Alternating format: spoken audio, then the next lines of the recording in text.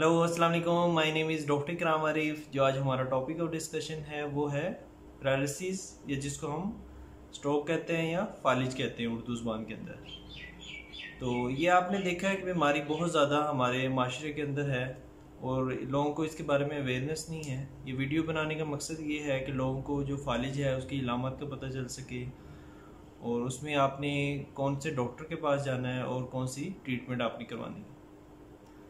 तो जो बेसिकली जो फालिज है इसकी दो अकसाम होती हैं। एक इसको कहते हैं हेमरेजिक स्ट्रोक, जिसको हम ब्रेन हेमरेज कहते हैं। दूसरी होती है इस्कीमिक स्ट्रोक।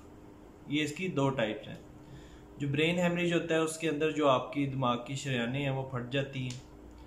जो इस्कीमिक स्ट्रोक होता है उसमें ये होता है कि आपका जैसे दिल के अंदर कोई लोथड़ा आके नालियों के अंदर फंस के जैसे हार्ट अटैक होता है, इस तरह कोई लोथड़ा आके अगर दिमाग की शरेयानों के अंदर आके फंस जाए तो उससे आपको जिस हिस्से को वो शरेयान सप्लाई कर रही होती है उस हिस्से का फालिज हो जाता है। फॉर एग्जांपल जैसे अगर आपकी ये लेफ़्ट साइड की आपको सप्लाई कर रही हैं कोई आर्टरीज, वो ब्लॉक होती है तो उससे आपका जो है दायां हिस्सा भी पूरा मुतासिर हो सकता है और बायां हिस्सा भी हो सकता है। आपका फेस इफेक्ट हो सकता है, आपके बोलने की सलाहियत जा सकती है, आपको नज़र आना कम हो सकता है, आपको लकवा हो सकता है, मैं तो मुंह इस तरफ भी मुड़ सकता है, ठीक है। और मरीज़ जो है सही तरीके से पानी नहीं पी सकता, उसको ड्रिबलिंग होना शुरू हो जाती है, पानी बाहर निकलना शुरू हो जाता है।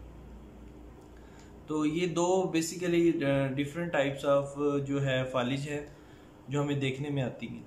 अभी जैसे ब्लड प्रेशर के मरीज़ हैं, कुछ ब्लड प्रेशर के मरीज़ हमारे पास आते हैं, उनका ब्लड प्रेशर वो पहले कंट्रोल नहीं कर रहे होते हैं, ब्लड प्रेशर सही अपना चेक नहीं करते, वो कहते हैं इतनी जल्दी इसको ब्रेन हेमरेज हो गया। उसमें होता है या आपका ब्लड प्रेशर सही नहीं चल रहा होता, या कंट्रोल सही तरीके से नहीं होता। उसमें आपका ब्लड प्रेशर इतना शूट कर जाता है कि अगर 180 से ऊपर है, 200 से भी ऊपर हो जाए। कुछ लोग हमारे पास आते हैं उनको 240 भी होता है ऊपर वाला ब्लड प्रेशर। तो उसमें ये होता है कि आपकी दिमाग की शरेयान फटने का खदशा होता है, हेमरेजिक स्ट्रोक होने का खदशा होता है। तो उसमें उसके बाद आता है इस्कीमिक स्ट्रोक। इस्कीमिक स्ट्रोक के डिफरेंट कॉजेज़ हैं, जैसे आपने देखा है सेडेंटरी लाइफस्टाइल है, हमारे कोई चिकनाई वाली चीज़ें खा रहे हैं जैसे कोई लोथड़ा आके चिकनाई वाले कोई वो होते हैं क्लॉट आके आपकी नाली को ब्लॉक कर सकता है, इस तरह आपके जो दिमाग की शरेयान है उसको भी बंद कर सकता है, जिसकी वजह से आपका ब्लॉकेज आ सकती है, जिससे आपको फालिज हो सकता है। अब फालिज की जो है डिफरेंट कॉजेज़ हैं, जैसे कोई अगर अल्कोहल पी रहा है, सिगरेट पी रहे हैं, या फैटी चीज़ें खा रहे हैं आप, या किसी को दिल का मसला भी है, या कोई ओबेसिटी है, मतलब बहुत ज़्यादा मोटा बंदा है उसको भी, और डायबिटिक है, मतलब डिफरेंट आपकी कोई भी आपकी कॉज हो सकती है जिसकी आपकी दिमाग की शरेयान के अंदर ब्लॉकेज आते हैं। इसके बाद आते हैं इसकी अलामत कौन सी होती है। इसमें मरीज़ ये होता है कि जैसे ही आप ये अलामत देखें आप फ़ौरन मरीज़ को हॉस्पिटल सेटिंग में लेके जाएं। आप 3 से 4 घंटे के अंदर फ़ौरन मरीज़ को हॉस्पिटल तक पहुंचा दें। उसमें सबसे पहले अलामत आ जाती है हमारे पास कि मरीज़ कंप्लेन कर रहा होता है कि मुझे बोलने में मुश्किल पेश आ रही है। दूसरी होती है कि आपके जो एक हिस्सा है मुंह की, जो एक हिस्सा है राइट साइड का, वो सुन्न होना शुरू हो जाता है, ये लेफ़्ट साइड का हिस्सा सुन्न होना शुरू हो जाता है। दूसरा होता है कि आपको आंखों से धुंधला नज़र आना शुरू हो जाता है, या आपकी जो ऊपर वाली ये होती हैं आईलिड वो ड्रॉप हो जाती हैं।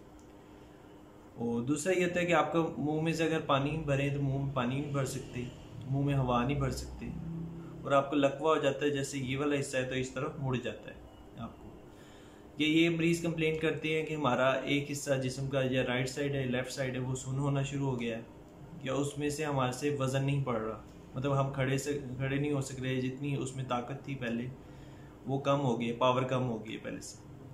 ये इसकी डिफरेंट इलामत है। वो हमें जो है जैसे ही आपको महसूस हो तो फ़ौरन आप लोग ये करते हैं कार्डिक सेटअप में ले जाते हैं, दिल का मसला हो गया। ऐसा नहीं होता। इसमें होता है किसी भी आप मेडिकल सेटअप में लेके जाएं, वहाँ पे फिर वो आपको न्यूरो फिजिशियन के पास आपको मतलब रेफ़र करेंगे, फिर उसकी वो ट्रीटमेंट शुरू होती है उसके अकॉर्डिंग। इसमें जो हेमरेजिक स्ट्रोक है इसमें आपने कभी भी एंटीप्लेटलेट्स नहीं देनी होती। एंटीप्लेटलेट्स जो डिफरेंट जो खून पतला करने वाली दवाइयाँ होती हैं हेमरेजिक स्ट्रोक में आपने बिल्कुल नहीं देनी होती। कुछ लोग खुद उठा के एस्प्रिन और डिफरेंट खून पतला करने वाली दवाई इस्तेमाल करना शुरू कर देते हैं डॉक्टर की हिदायत के बजाय। उसमें ये होता है कि फ़ौरन आप अपने डॉक्टर के पास जाएं, उनकी जब वो आपका जैसे ही मरीज़ पहुंचेगा तो उसमें ऐसे सेंटर में फ़ौरन सीटी स्कैन होता है। सीटी स्कैन पे वो देखते हैं कि हेमरेजिक स्ट्रोक है या आपकी खून की शरीयानें फटने से हुआ है या कोई ब्लॉकेज आने से हुआ है। अगर खून की शरीयानें ब्लॉकेज मतलब फटने की वजह से हुआ है तो उसमें आपको वो खून पतला करने वाली दवाइयाँ बिल्कुल नहीं देते। दूसरा होता है अगर खून क्लॉटिंग की वजह से हुआ है तो वो आपको खून पतला करने वाली दवाइयाँ आपने घर में नहीं लेनी, आप पहले डॉक्टर के पास जाएं, वो आपको उसके अकॉर्डिंग आपको खून पतला करने वाली दवाई या तो इंजेक्शन फॉर्म में लगा सकता है या ड्रिप फॉर्म में लगा सकता है, उसके बाद आपको टैबलेट फॉर्म में भी आपकी नीड के मुताबिक दे सकता है। और तीसरी होती है कि मरीज़ खुद ब खुद अपना ब्लड प्रेशर, इसमें ही होता है कि कुछ ब्लड प्रेशर वाली दवाई पहले मरीज़ खा रहा होता है। अभी अगर आपको फालिज हो जाए तो आप अपने जो है डॉक्टर के पास जाएं, वो आपका ब्लड प्रेशर जो होता है एक ऑप्टिमल लेवल पे रखता है उसको, उसका मीन आर्टीरियल प्रेशर होता है वो तकरीबन एक अंदाजे के मुताबिक 130 से अबव आपने रखना होता है। ब्लड प्रेशर जो फालिज के मरीज़ होते हैं उसमें ब्लड प्रेशर बहुत कम नहीं कर सकते। अगर ब्लड प्रेशर कम करेंगे तो आपके और ज़्यादा जो है दिमाग के इफेक्ट होने के चांसेस हो सकते हैं। तो इसलिए ब्लड प्रेशर आपने खुद लो नहीं करना या कोई मेडिसिन ऐसी नहीं लेनी, आप अपने डॉक्टर के पास जाएं, वो अपनी मेडिसिन को एडजस्ट करेगा और ये इसकी ट्रीटमेंट है। और दूसरी होती है इसमें मतलब एहतियात क्या किए जाए। इसमें एहतियात ये होती है कि आप अपनी मेडिसिन प्रॉपर लें, अपने न्यूरो फिजिशियन या अपने फिजिशियन से मशवरा करके। और इसमें फिजियोथेरापी का बहुत ज़्यादा रोल होता है कि आप उसी तरह की फिजियोथेरापी करें। जैसे कुछ लोगों को फेशियल पैरालिसिस जिसको लकवा कहते हैं होता है, तो उसमें अपने डॉक्टर से मिले, वो फ़ौरन ट्रीटमेंट देगा। उससे ये होता है कि फ़ौरन आपके रिकवर अप होने के चांसेस होते हैं आपके। अगर आप नहीं उसमें मतलब ट्रीटमेंट नहीं लेंगे तो आप ज़िंदगी और मतलब माजूर रह सकते हैं। और डिफरेंट दूसरा ये होता है कि आप मुहताज अपनी दूसरे लोगों के मुहताज हो सकते हैं।